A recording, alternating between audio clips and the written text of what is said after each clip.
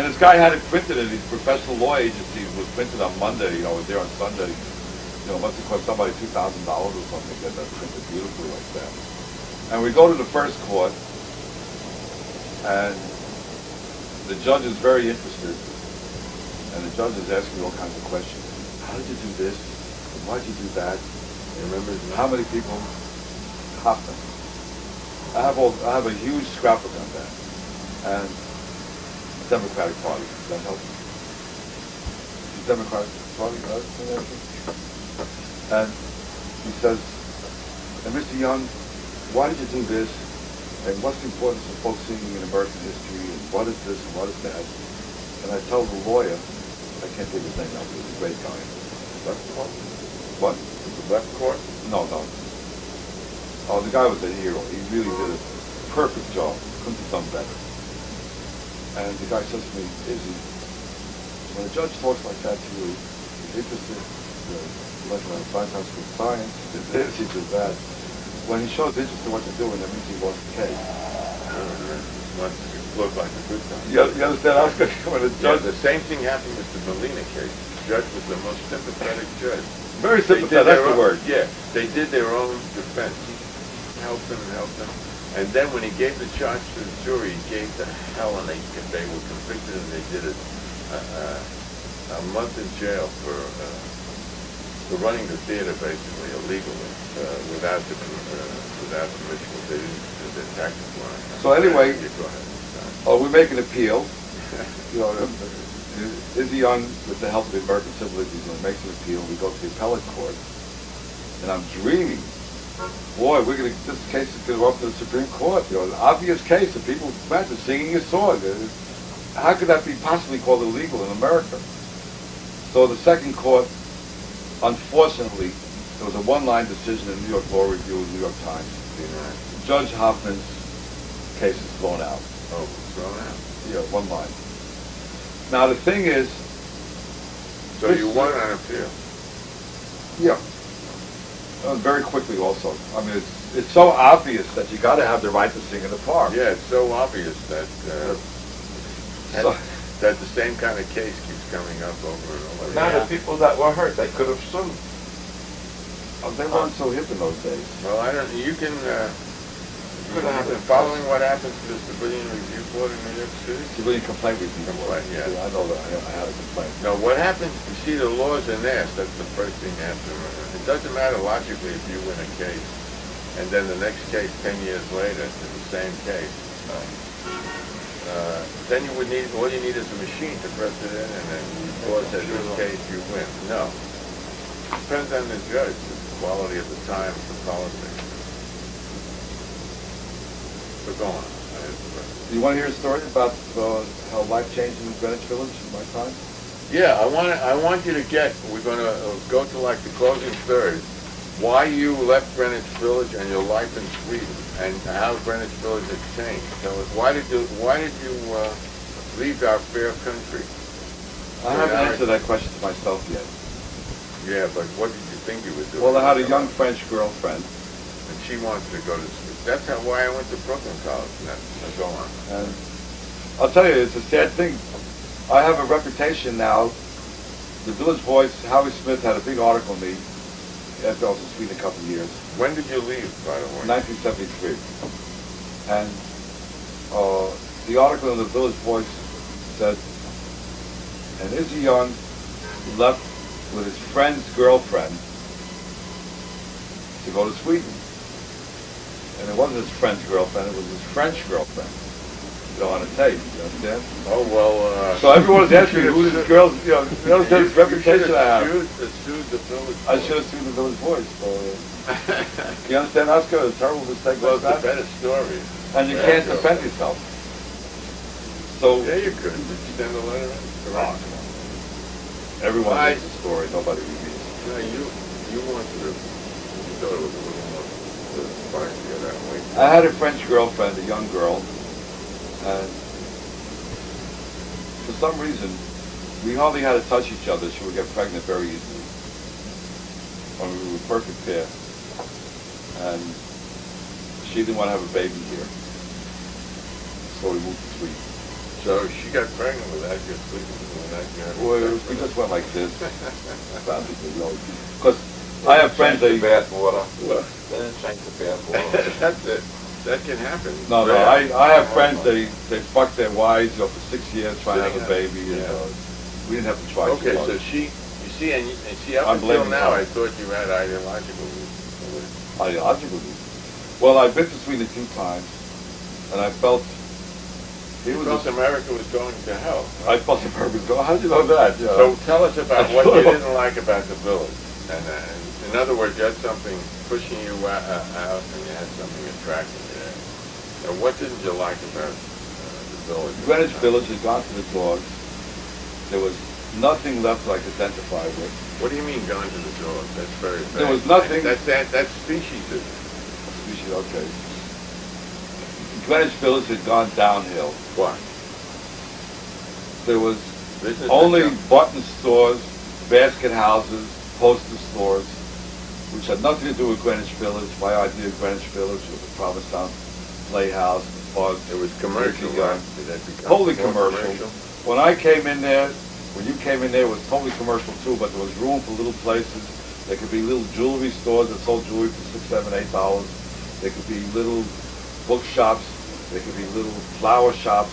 You know, now there's just an Israeli pornography shop in the village, the biggest one in the world. And on What 6th street Avenue. is that on? Well, that's actually the Waverly Theater. Go on.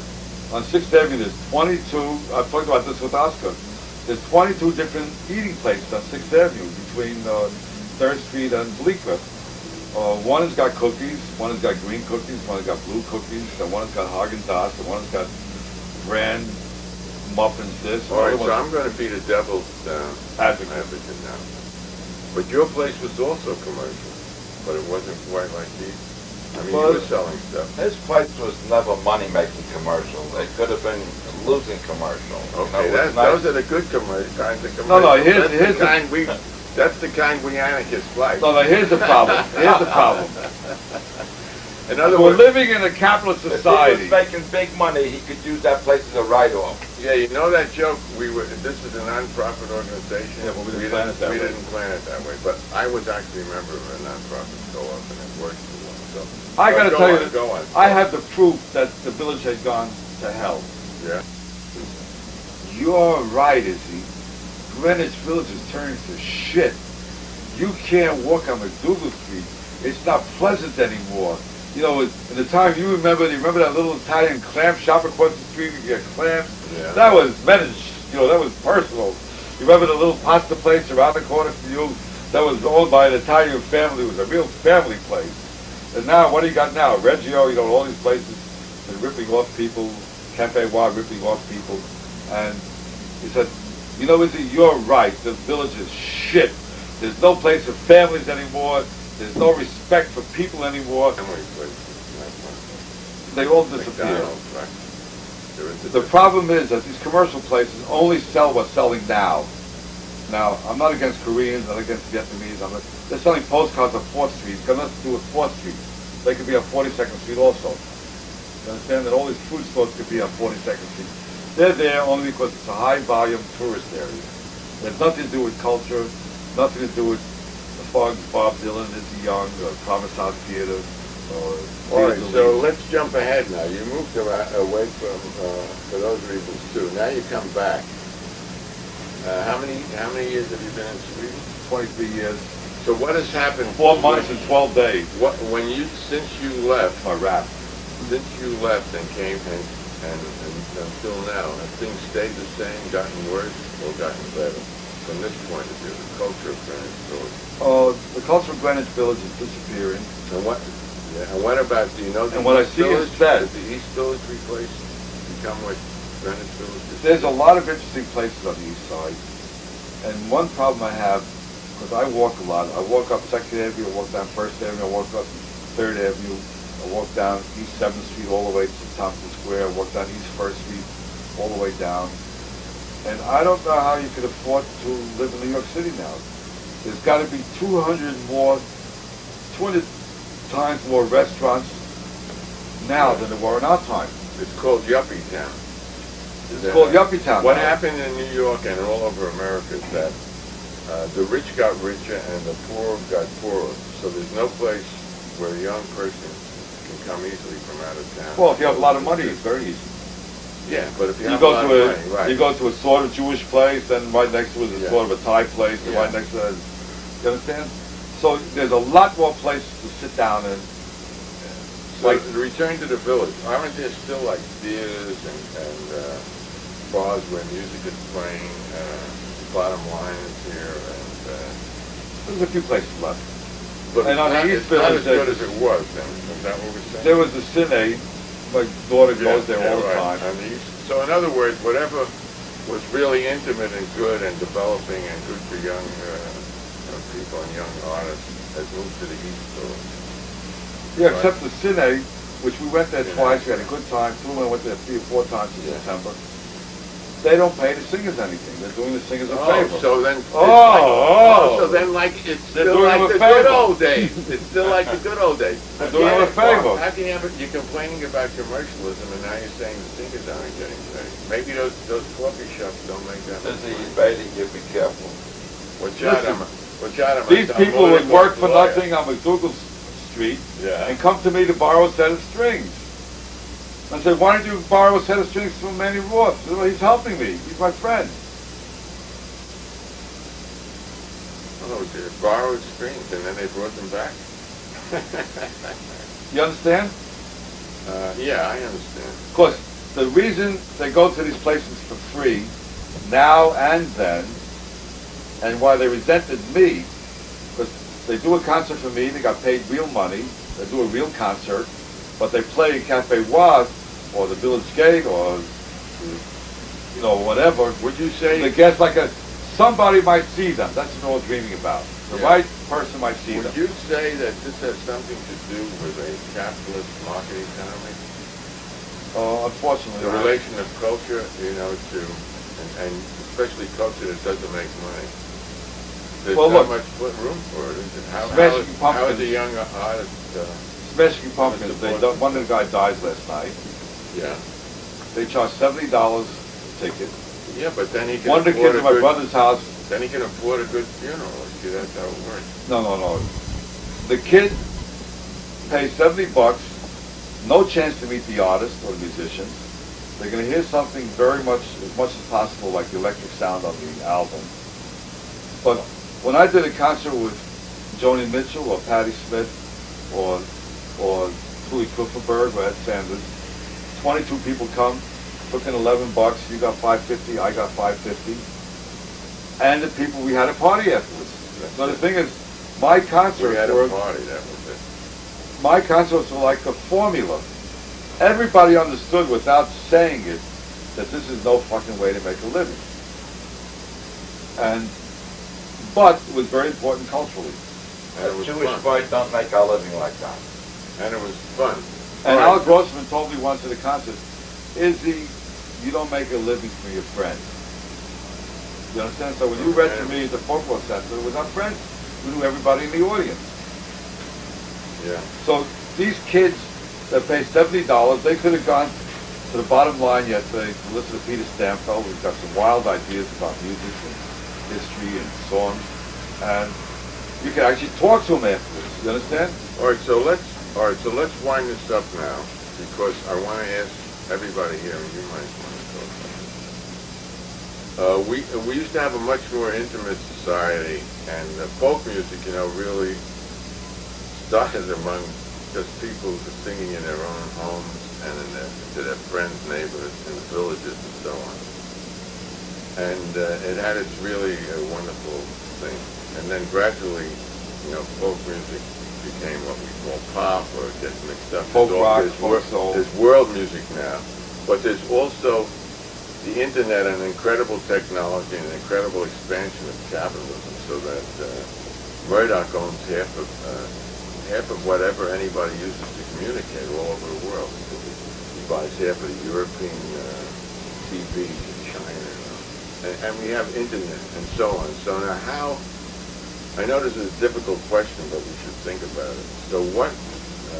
I don't know what to think about it. That's Solution? why. No, that's why I'm asking. where does non-commercial art or good art of any kind fit into this mass worldwide system? See, the internet sort of breaks it down again, gives you a chance to be So, in a country like Sweden, it's impossible. What's impossible? You walk down the streets of Stockholm, you think you're in New York City. All the advertising is in English, all the TV is in English, all the movies are in English, all the food is in English, everything's in English. Or just a minute, there's one good side to that, especially since we know English. Like, there's a language that other people speak, like, when the Bugs perform in a strange country, say, like, when we're invited to Japan, and I've seen audiences react to this Japanese audience.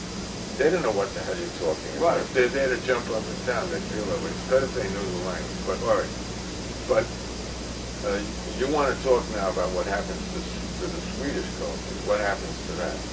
The Swedish culture is not shown on Swedish television. It's not heard on the radio.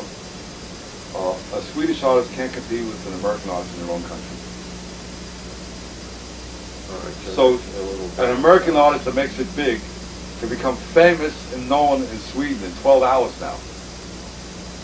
You know, it's power packed on the national radio. You can't compete with it. And the thing that's amazing for me is how the Swedes, drowning in American movies, in American culture, they're still Swedish-style schmucks. You know, problems going around their head, can't communicate with people, don't talk. They're alone, which I think is actually closer to the human condition than the action movies. All right, well, I'll just add one more thing, that this is not a problem that, this is a problem that modern advertising and modern communication has spread around, but it's been true that people who live in minor cultures, you know, there are a few thousand languages, there are only a few in the last few hundred years you can name them, like German, English, French. Spanish, French, and maybe in the East, China and Japan, that have been major cultural languages. So people who lived in Hungarians or Swedes or Finns, they always had this problem. And but they also had there's also an advantage, of course, to having a local culture and having an intimate art. So this is a problem that exists because we don't speak one language, but it's also overlaid and made and raised to 10th power with the imperialist culture that comes. Okay, so now what do you think about it? What are you thinking about? Revolting. What's this all about? I'm thinking back how I used to call my brother a schmuck. I said, if I had your knowledge, I would be the richest man in the world. And now I think he was right, because money was important for him to get his bialy every morning and a cup of coffee, but he was in touch with the people, and money was the last thing that was... And he had a good time. He had a good time. He enjoyed his life. He was doing something good. Yeah, he really enjoyed his life. Now, But- Sylvia? Yeah, I'm sorry, go ahead. I can't recommend this to a young kid to come to my store and do like I did. Not if they want to have a family and send their kids to school. So I end up with a family and I have a kid that's 21 that wants to become an actress in New York City. So at the tender age of 68, I'm going to have to stop making money for the first time in my life to support her. So she says, I work in New York City. I saw a very nice theater group playing in Washington Square the other night. I was tired, it was 10 o'clock at night, and there was a theater group playing Euripides, Hecuba. I saw it. And it was very good. And a lot of good things, and they're working with flashlights, and for a little light, and they're running up and down this phony grass that they changed Washington Square into foam instead of grass. And remember Grace Paley's boyfriend, we changed the park, April parks in those days. And they're screaming, and I said, oh my God, my kid, 21 years old, just graduated from a cook school in Paris. She's going to be out here screaming in a couple of weeks herself. Please support us. We have a company we're going for 7 years. Please send money, do anything. And so instead of giving a buck, I had to give him $5. You're going to have to give $5 also when you go to Washington Square now. Yeah, by now you got it. So I gave him $5. I said, this is incredible. People are serious. But then when you look at the credits for all the actors, you know, the woman who's playing this, she was in a sitcom comedy last week on TV. The other one was a sitcom comedy on TV. The other one was in a sitcom comedy. The only way they can live and make more than $50 at a time is playing in a sitcom comedy. Well, you see the trucks come here to Soho to film stuff. They make idiot pictures on aliens, and it runs for blocks and blocks of trucks. There's hundreds of people in the crew. And then, but you see an ad, they're doing a fucking ad. There's 3 or 4 trucks here. There's 10 people in the crew. The 10, 20 people is going to cost hundreds of thousands of dollars to advertise some shit on TV that the consumer pays for. Now, Sylvia, do you have anything to contribute on this? He hasn't been listening. And just like your fucking audience, you better be listening to this because there's going to be a spot quiz on the next show. Oh, all right, now, Norman. Do you want my address to send people so people can send me $5 bills? Right. We're not allowed to do this. It's non-commercial. By the way, this thing exists as a miracle. I have the same problem in Sweden. In Sweden, they'll say, so-and-so is appearing at a music shop in the south part of Stockholm. They'll say, well, why can't you put my name in it? So that's advertising. Right, but I say, you put it at the concert house. Do you want people to contact you in Sweden? Yeah, contact you. No, not me. I don't do it. I'm going into internet. I'll have an email in a few weeks. I'll send the information to Tuli. All right, okay. All right, so now Norman is involved in computers and he knows all about the internet. And could you sort of tie this together and solve all of our questions here? All right, I'll ask you a question. We were talking about how better it is to have an art that's intimate and relatively non-commercial and where young people have a chance and so on. Now, how would you relate this to the new technology, or to what's happening now in general and to the new technology? Well, it's actually kind of interesting because until very recently, the internet was this big anarchistic mass of chaos where there was a lot of interesting little lists that people were getting on to get mail and talk discussion groups where people could get in and discuss things. All over the world, right? Yeah, all over the world, and people were sort of getting together in small groups and talking about everything you can think of. There's a couple of ones on folk music, and then the World Wide Web came into being, which allows you to get graphics and pictures and all of that, which everybody's having a mass hysteria over, getting the police on here too. And people had their little, like, mom and pop little pages, and you could have those intimate things. But now, it's beginning to change where there's a lot of big commercial players, and people are really trying to put up barriers again, you know. It's sort of a microcosm of the life of the rest of the world, you know. So the pervading culture is, you see, that's why you wonder why BAI still exists and why public access. If BAI is like the best radio station in the region here, if someone proposed a BAI now, they'd be laughed off the, you know, that just couldn't happen. But you can't, you can't take it away because hundreds of thousands of people, millions of people like it. Or Washington Park, people that were at that. We were supposed to make a party here, you remember? Yeah, we're going to have a reunion in the year 2000. No. In the year 1994. Christmas time. 1984. Oh no, Christmas time. And you're all invited. You're all invited. But yeah. Of this Make year. a date. No, really. I'm putting in $100 of my hard, newly found money. Well, I'll tell you, if this I'll ever, put in $100. Say $200. if this ever actualizes, we'll give you the information. Our vast audience out there.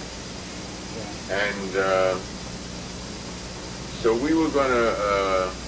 It won't be a parade. It'll be. I'll give you an example. I met a woman the other day. She's 85 years old, and I really liked her. I fell for her. I just met her by accident with George Stoney, New York University. She's been working on film since 1929. She's a Greenwich Villager. Can you imagine somebody making film since 1929? Yeah. 85 years old. Just signed the project for August, you know, a big film.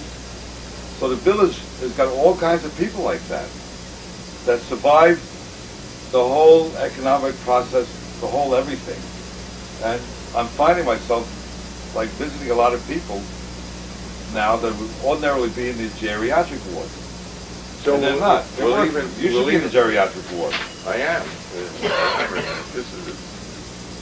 But we'll invite other people, younger people can also come if they have to be at least over 40. No. We don't trust anybody under 30.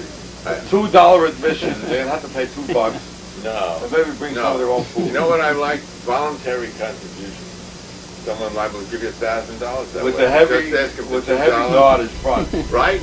Right. Voluntary contribution, and this is the big party. It's They called can start the, sending the money in now. Greenwich They can start sending the money now. Yeah. Greenwich, no, you can't do that over.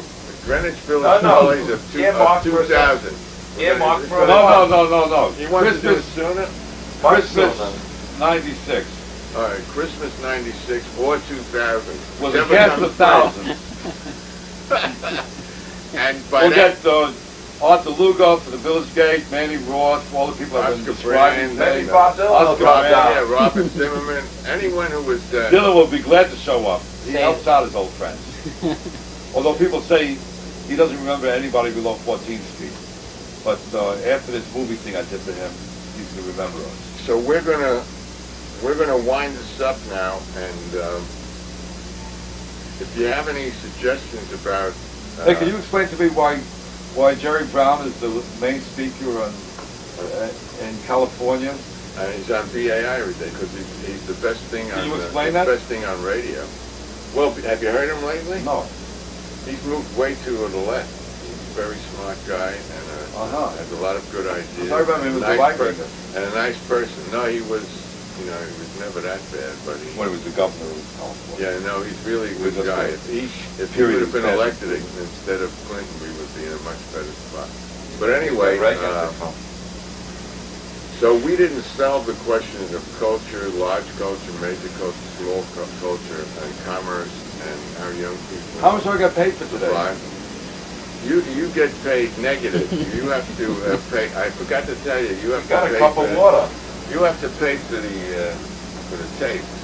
Listen, I did a film for Bob Dylan this week, and I had to sign a paper that I have no Get paid rights by to the Bob film Dylan. for perpetuity. Bob Dylan didn't pay him. He wants us to pay him. That's okay. We We don't work for respect. nothing. Yeah, but he got We a don't- great you deal don't out of We it. don't charge you. You don't have to sign anything for us. No, we're unsignable. And it cost him $10,000 to do the film. so We I thank felt Izzy a like lot, a mensch, like a and person. Oscar, and Sylvia. Norman, and Sylvia for her gentle listening to our Michigan. And you can send, if you can find the address, or you can write to us care of MNN. Look them up in the phone book. They're on East 23rd Street, Manhattan Neighborhood Network. And if you have old Revolting news. photographs, old information on Greenwich Village, write to me in Stockholm. Yeah, you want to Through give your MNN. address? Give your address. No, I can't do it.